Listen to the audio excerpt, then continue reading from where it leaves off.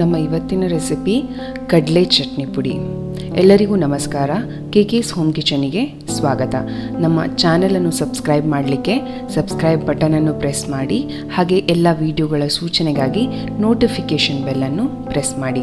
ಬೇಕಾಗುವಂತಹ ಸಾಮಗ್ರಿಗಳು: ಕಡಲೆ 1 ಕಪ್ ಅಥವಾ ಶೇಂಗಾ ಅಂತ ಕೂಡ ಕರೀತಾರೆ, ಇನ್ನು ಕಡಲೆಬೇಳೆ ಅರ್ಧ ಕಪ್, ಮತ್ತು 2 ಕಡಲೆಯ ಸೈಜಿದ್ದು ಹುಳಿ, ಒಣ ಕೊಬ್ಬರಿ 2 ಟೇಬಲ್ ಚಮಚ ಆಗುವಷ್ಟು, ಮತ್ತು ಇದರ ಬದಲು ನೀವು ಬೇಕಾದರೆ ಕೊಬ್ಬರಿ ಪುಡಿ ಕೂಡ ಉಪಯೋಗ ಮಾಡ್ಬೋದು. ಕೆಂಪು ಮೆಣಸು 8 ರಿಂದ 10, ನಾನಿಲ್ಲಿ ಬ್ಯಾಡ್ಗೆ ತೊಗೊಂಡಿದ್ದೇನೆ. ನೀವು ಬೇಕಾದ್ರೆ ಗುಂಟೂರು ಬ್ಯಾಡ್ಗೆ 2 ಮಿಕ್ಸ್ ಮಾಡಿ ತೊಗೊಳ್ಬೋದು, ಖಾರ ಜಾಸ್ತಿ ಬೇಕು ಅಂತಂದರೆ.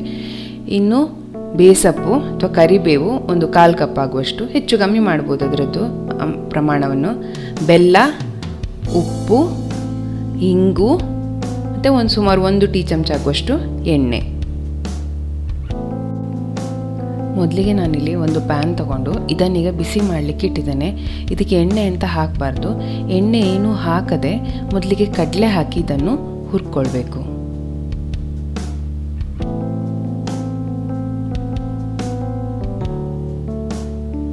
ಈಗ ಈ ಕಡಲೆ ಸ್ವಲ್ಪ ಮೇಲಿಂದ ಒಡಿಲಿಕ್ಕೆ ಶುರುವಾಗಬೇಕು, ಅಲ್ಲಿ ತನಕ ಹುರಿಬೇಕು. ಆದರೆ ಇದನ್ನು ಸಿಮ್ಮಲ್ಲಿಟ್ಟೇ ಹುರಿಬೇಕು. ನೀವು ಜಾಸ್ತಿ ಉರಿ ಇಟ್ಟರೆ ಅದು ಬೇಗ ಕಪ್ಪಾಗ್ತದೆ, ಆದರೆ ಸರಿಯಾಗಿ ಹುರಿಯುವುದಿಲ್ಲ. ಆಗ ಹಸಿ ಹಸಿ ವಾಸನೆ ಅದರಲ್ಲಿ ಉಳ್ಕೊಳ್ತದೆ. ಅದಕ್ಕೋಸ್ಕರ ಸಿಮ್ಮಲ್ಲಿ ಚೆನ್ನಾಗಿ ಇದನ್ನು ನಾವು ಹುರ್ಕೊಳ್ಬೇಕು. ಇದೀಗ ಆಗಿದೆ ನೋಡಿ, ಮೇಲಿಂದ ಸ್ವಲ್ಪ ಒಡಿಲಿಕ್ಕೆ ಶುರುವಾಗಿದೆ. ಇನ್ನು ಅದನ್ನು ತಣಿಲಿಕ್ಕಿಟ್ಟು ಇದು ಅದೇ ಪ್ಯಾನಿಗೆ ನಾನು ಮತ್ತೆ ಕಡಲೆಬೇಳೆ ಕೂಡ ಹಾಕ್ತೇನೆ. ಇದು ಸಹ ಹಾಗೆ ಸಿಮ್ ಫ್ಲೇಮಲ್ಲೇ ನಾವು ಇದನ್ನು ಹುರಿಬೇಕು. ಇದು ಕಡಲೆಬೇಳೆ ಹುರಿದ ಘಮ ಬರುವಲ್ಲಿವರೆಗೆ ಹುರಿಬೇಕು.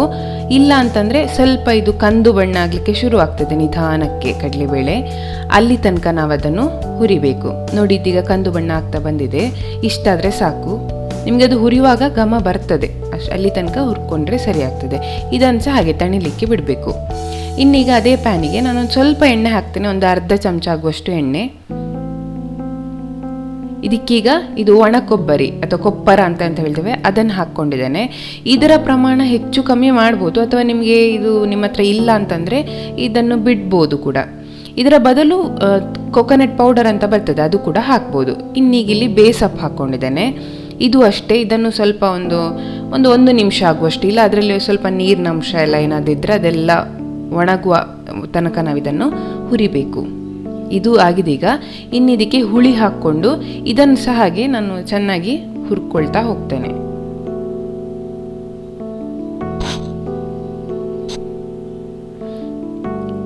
ಇದೆಲ್ಲ ಈಗ ಆಗಿದೆ. ಇನ್ನು ಇದನ್ನು ಸಹ ಹಾಗೆ ನಾವು ತಣಿಲಿಕ್ಕೆ ಸೈಡಲ್ಲಿ ಇಡಬೇಕು.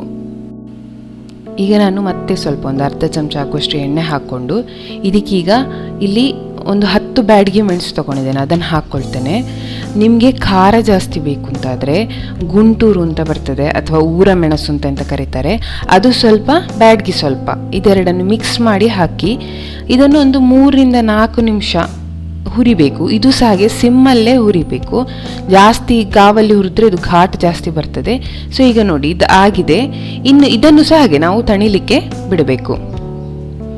ಈಗ ನಾವು ಹುರಿದಿಟ್ಕೊಂಡಿರುವ ಮಿಶ್ರಣ ಎಲ್ಲ ತಣಿದಿದೆ. ಇದರಲ್ಲಿ ಕೊಬ್ಬರಿ, ಕರಿಬೇವು, ಕೆಂಪು ಮೆಣಸು ಅದೆಲ್ಲ ಸಪರೇಟಾಗಿ ಇಟ್ಟಿದ್ದೇನೆ, ಹುಳಿ ಎಲ್ಲ. ಇನ್ನು ಕಡಲೆಬೇಳೆ ಮತ್ತು ಕಡಲೆಯನ್ನು ಬೇರೆ ತಟ್ಟೆಯಲ್ಲಿ ಇಟ್ಟಿದ್ದೇನೆ. ಯಾಕೆಂತಂದರೆ ಈಗ ಕಡಲೆಬೇಳೆ ಮತ್ತು ಕಡಲೆಯನ್ನು ಮೊದಲಿಗೆ ನಾವು ಫಸ್ಟ್ ಅರ್ಕೊಳ್ಬೇಕು. ಯಾಕೆಂದರೆ ನಾವು ಎಲ್ಲವನ್ನು ಒಟ್ಟಿಗೆ ಹಾಕಿದರೆ ಕಡಲೆಬೇಳೆ ಒಂದೊಂದ್ಸತಿ ಪುಡಿ ಆಗೋದಿಲ್ಲ, ಆಗ ಅದು ಬಾಯಿಗೆ ಗಟ್ಟಿ ಸಿಕ್ಕಿಕೊಳ್ತದೆ. ಅದಕ್ಕೋಸ್ಕರ ಈಗ ಇದನ್ನು ನುಣ್ಣಗೆ ಪುಡಿ ಮಾಡ್ಕೊಳ್ಬೇಕು. ನೋಡಿ, ಇದು ಆಗಿದೆ, ಇದೀಗ ಪುಡಿ ಆಗಿದೆ. ಇನ್ನು ಇದಕ್ಕೆ ನಾವು ಹುರಿದಿಟ್ಕೊಂಡಿರುವಂಥ ಮಿಶ್ರಣ ಎಂತ ಉಂಟಲ್ಲ ಅದನ್ನೆಲ್ಲ ಹಾಕಬೇಕು. ಮೆಣಸು, ಕೊಬ್ಬರಿ, ಹುಳಿ ಮತ್ತು ಬೇಸಪ್ಪು ಇಷ್ಟನ್ನು ಕೂಡ ಇದಕ್ಕೆ ಹಾಕ್ಕೊಳ್ಬೇಕು. ಇದಕ್ಕಿನ್ನು ಇಂಗು ಹಾಕಬೇಕು. ಇಂಗು ಒಂದು ಸಣ್ಣ ಚಿಟಿಕೆ ಹಾಕಿದ್ದೇನೆ, ತುಂಬ ಇಂಗು ಹಾಕಬೇಡಿ, ಅದು ಜಾಸ್ತಿ ಅದರದ್ದೇ ಫ್ಲೇವರ್ ಬರಲಿಕ್ಕೆ ಶುರು ಆಗ್ತದೆ. ಮತ್ತು ಉಪ್ಪು ರುಚಿಗೆ ತಕ್ಕಷ್ಟು. ನಾ ಇಲ್ಲಿ ಕಲ್ಲುಪ್ಪು ತೊಗೊಂಡಿದ್ದೇನೆ, ನೀವು ಪುಡಿ ಉಪ್ಪು ಆದರೂ ತೊಗೊಳ್ಬೋದು. ಮತ್ತು ನಾನಿಲ್ಲಿ ಈಗ ನೆಕ್ಸ್ಟ್ ಬೆಲ್ಲ ಹಾಕ್ತೇನೆ. ಬೆಲ್ಲ 3 ರಿಂದ 4 ಚಮಚ ಆಗುವಷ್ಟು ಹಾಕ್ತೇನೆ. ಬೆಲ್ಲ ನಿಮಗೆ ಸಿಹಿ ಅಂಶ ಬೇಡ ಅಂತ ಇದ್ದರೆ ಬೆಲ್ಲ 1 ಚಮಚ ಮಾತ್ರ ಹಾಕಿ. ಸ್ವಲ್ಪ ಬೆಲ್ಲ ಜಾಸ್ತಿ ಹಾಕಿದಾಗೆ ಅದು ಸ್ವಲ್ಪ ಸಿಹಿ ಬರ್ತದೆ, ಖಾರ ಸಿಹಿ ಹುಳಿ ಎಲ್ಲ ಬರುವಾಗ ಇನ್ನೂ ಚೆನ್ನಾಗಿರ್ತದೆ. ಈಗಿದು ಸಣ್ಣಕ್ಕೆ ಪುಡಿ ಆಗಿದೆ. ನಾವು ಬೆಲ್ಲ ಹಾಕಿದ್ದು ಮತ್ತು ಕಡಲೆ ಅದರದ್ದು ಎಣ್ಣೆ ಅಂಶ ಬಿಡೋದ್ರಿಂದ ಈ ರೀತಿ ಸ್ವಲ್ಪ ಗಟ್ಟಿ ಗಟ್ಟಿಯಾದಾಗ ಆಗ್ತದೆ. ಇನ್ನೀಗ ಇದನ್ನು ಒಂದು ಪ್ಲೇಟಿಗೆ ಹಾಕಿ ತಣಿಲಿಕ್ಕೆ ಬಿಡಬೇಕು. ಮತ್ತು ಅದರಲ್ಲಿ ಏನಾದ್ರು ಗಂಟಿದ್ರೆ ಅದನ್ನೆಲ್ಲ ಬಿಡಿಸಿ ಇಡಬೇಕು. ಇದೀಗ ತಣ್ಣದಿದೆ. ಇನ್ನಿದನ್ನು ಒಂದು ಏರ್ ಟೈಟ್ ಈ ರೀತಿ ಕಂಟೈನರಲ್ಲಿ ಹಾಕಿ ನೀವು 1 ತಿಂಗಳು 2 ತಿಂಗಳಾದರೆ ಸಹ ಇದು ಹಾಳಾಗೋದಿಲ್ಲ ಮತ್ತು ತುಂಬ ರುಚಿಯಾಗಿರ್ತದೆ. ಇದರ ಮೇಲೆ ಸ್ವಲ್ಪ ಎಣ್ಣೆ ಹಾಕಿ ಚಪಾತಿ, ದೋಸೆ ಇಲ್ಲ ಅನ್ನದ ಜೊತೆ ಕೂಡ ನೀವು ಇದನ್ನು ತಿನ್ಬಹುದು. ಈ ವಿಡಿಯೋ ನಿಮಗೆ ಇಷ್ಟವಾದರೆ ಲೈಕ್ ಮಾಡಿ, ಶೇರ್ ಮಾಡಿ, ಹಾಗೆ ಸಬ್ಸ್ಕ್ರೈಬ್ ಮಾಡಿ. ಧನ್ಯವಾದಗಳು.